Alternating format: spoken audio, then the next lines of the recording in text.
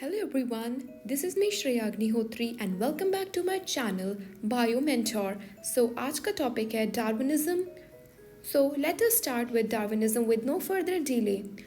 So जो Charles Robert Darwin थे उन्होंने डार्विनिज्म का कॉन्सेप्ट दिया था. तो इस कॉन्सेप्ट में इस डार्विनिज्म टॉपिक में काफ़ी सारे पॉस्टुलेट्स हैं. तो उन पॉस्टुलेट्स को एक एक करके डिस्कस करते हैं. तो पहला है पॉस्टुलेट, वो है enormous rate of fertility in organism. Postulate को हम कह सकते हैं फैक्ट. तो कुछ फैक्ट थे, उसमें से पहला फैक्ट है या पॉस्टुलेट है जिसको हम कहते हैं enormous rate of fertility in organism. तो जितने भी ऑर्गेनिज्म हैं, all organism has a great reproductive potential. जितने भी ऑर्गेनिज्म हैं उनके पास एक हाईली रिप्रोडक्टिव पोटेंशियल होता है जिससे वो इनॉर्मस नंबर के ऑफस्प्रिंग्स प्रोड्यूस कर सकें. इसमें पहला एग्जाम्पल है सैल्मन फिश का. जो सैल्मन होता है, फिश होती है, वो प्रोड्यूस करती है 2 crore 80 lakh 2 crore 80 lakh eggs in a season. In a season में 2 करोड़ 80 लाख एग्स प्रोड्यूस करती है सैल्मन फिश. दूसरा है ऑयस्टर जो कि 80 मिलियन एग्स प्रोड्यूस करता है एक सीज़न में. 80 मिलियन यानी कि 8 crore eggs it produces in one season. Third is Ascaris female produces 2.7 crore eggs in its life. अपनी पूरी लाइफ में 2.7 करोड़ एग्स प्रोड्यूस करते हैं female Ascaris. If all the offsprings, जितने भी ऑफस्प्रिंग्स हमने ऊपर पढ़े या और भी एग्जाम्पल्स होते हैं जो बहुत सारे ऑफस्प्रिंग्स को, मतलब एक अडल्ट एक ऑफस्प्रिंग प्रोड्यूस करता है, अगर वो सारे ही अलाइव रहे या सारे ही जिंदा रहे तो क्या होगा, जो अर्थ है it will be crowded with all these species और बाकी स्पीशीज़ की वहाँ पर रहने की जगह नहीं बचेगी. ठीक है, लेकिन क्या होता है, but the number of species remain constant. जो स्पीशीज़ का नंबर है वो फिक्स्ड होता है या कांस्टेंट होता है under natural conditions. Natural conditions के अंदर, क्योंकि क्या होता है कि most of the offsprings in each generation, जितनी भी ऑफस्प्रिंग्स प्रोड्यूस होती हैं हर एक जनरेशन में, वो die before they start reproduction, वो मर जाती हैं रिप्रोडक्शन स्टार्ट करने से पहले. ऐसा क्यों होता है? Because there are various factors: limited food and space, predatory animals, disease and inanimate environment जैसे कि climate, seasonal changes, drought, heat and cold, जिसकी वजह से सर्वाइवल रेट लिमिटेड हो जाता है. ये था पॉस्टुलेट. एक पॉस्टुलेट था related to fact of Darwinism जो था enormous rate of fertility. Second है स्ट्रगल फॉर एग्जिस्टेंस. तो क्या होता है, जब लिमिटेड रिसोर्सेज होंगी जैसे कि स्पेस, शेल्टर, फूड सप्लाई, तो the competition between individual starts. जो कंपटीशन है स्पेस, शेल्टर, फूड सप्लाई के लिए वो शुरू हो जाएगा. And each and every individual effort to fulfil their basic needs, जो कि हम कहते हैं स्पेस, शेल्टर और फूड एक बेसिक नीड होती है. तो जो ऑर्गेनिज्म हैं वो उन पर्टिकुलर बेसिक नीड्स को फुलफिल करने के लिए कंपटीशन करते हैं. जैसे कि 3 तरीके के कॉम्पिटिशन्स होते हैं.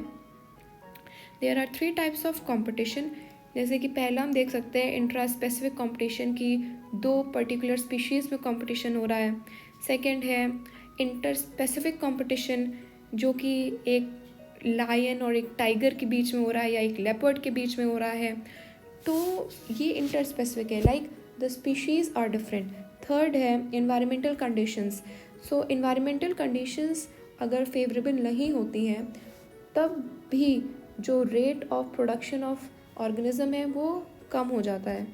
सो इसमें यही चीज़ कही गई है इस पर्टिकुलर पॉइंट में कि व्हेन कंपटीशन टेक्स प्लेस, जब भी कंपटीशन होता है member of the same species, उसको कहते हैं इंट्रा स्पेसिफिक कॉम्पिटिशन।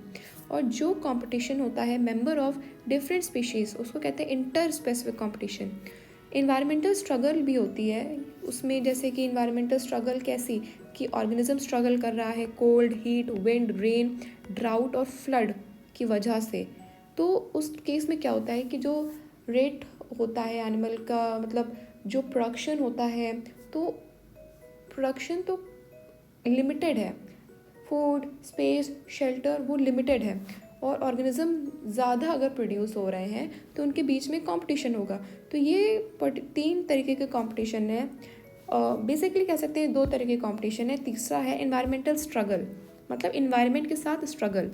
सी है पॉइंट, पोस्टुलेट है variation and there inheritance. Dissimilarities between members of the same species are called variation.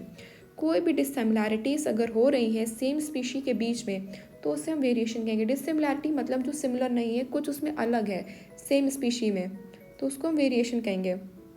जो वेरिएशन होता है वो शेप के बेसिस पे भी हो सकता है, साइज, कलर, हैबिट, फिजियोलॉजी के बेसिस पे भी हो सकता है, एंड दे आर इनहेरिटेबल।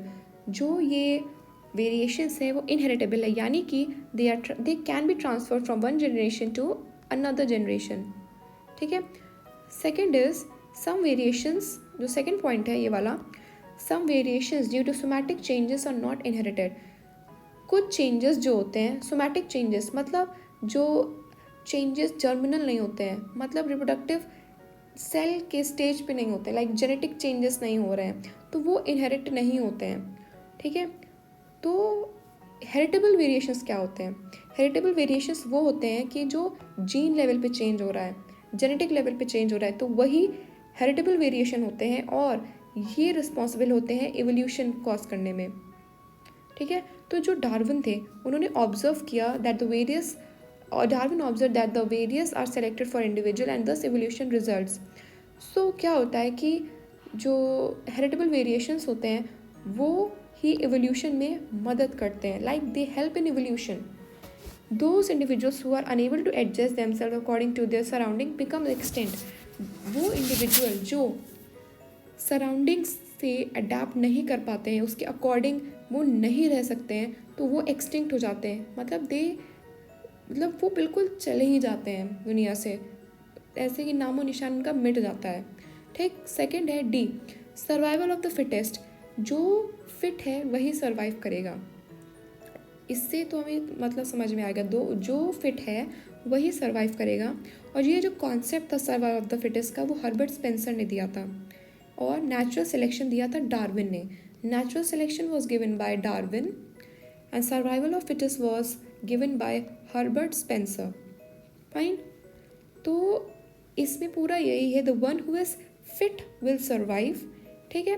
और नेचुरल सिलेक्शन का मतलब है नेचर उन्हीं चीज़ों को या उन्हीं ऑर्गेनिज्म को सेलेक्ट करेगी जो कि बेटर अडेप्टेड हैं टूवर्ड्स लाइक इन्वायरमेंटल कंडीशन के लिए, those who are better adapted, तो वही नेचर उसको सेलेक्ट करेगी। And the concept was given by Darwin. तो इसमें एक एग्जाम्पल था डार्विन ने दिया था, डार्विन ने इलस्ट्रेट किया था या बताया था कि survival of the fittest by natural selection by taking example of Lamarck giraffe.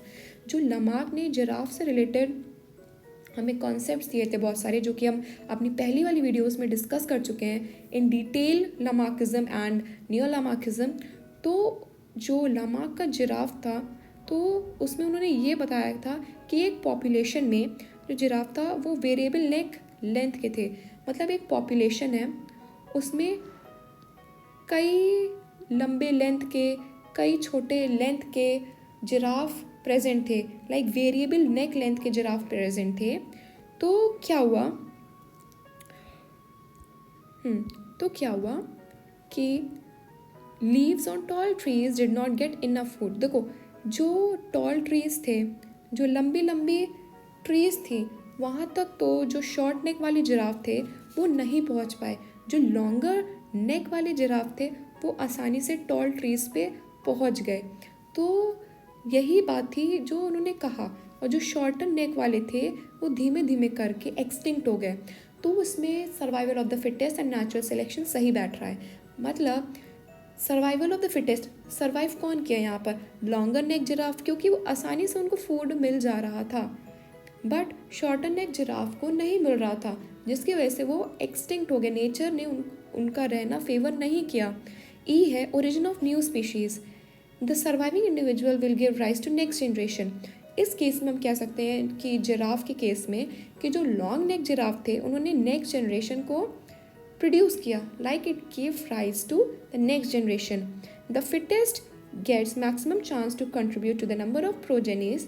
जो फिट था उसने बहुत सारी नंबर ऑफ प्रोजेनीज प्रोड्यूस की या कंट्रीब्यूट किया नंबर ऑफ प्रोजेनीज को, उसमें they contributed okay in the number of progenies in subsequent generation. So जो बेटर चीज़ें थी, they are passed from parent to the offspring, so they passed on their better characteristic to the future offspring. The gradual process of elimination of inferior variation and transmission of useful variation ultimately lead to origin of new species. Elimination हुआ inferior variation का और transmission हुआ useful variation का, जिसकी वजह से क्या हुआ, एक नई species, origin of new species हमें मिली। तो ये फ़ायदा था कि जब अच्छे कैरेक्टरिस्टिक्स जो होते हैं वो एक जनरेशन टू दूसरे जनरेशन ट्रांसमिट होते हैं, और जो इन्फीरियर वेरिएशंस हैं वो धीमे धीमे करके एलिमिनेट होते हैं।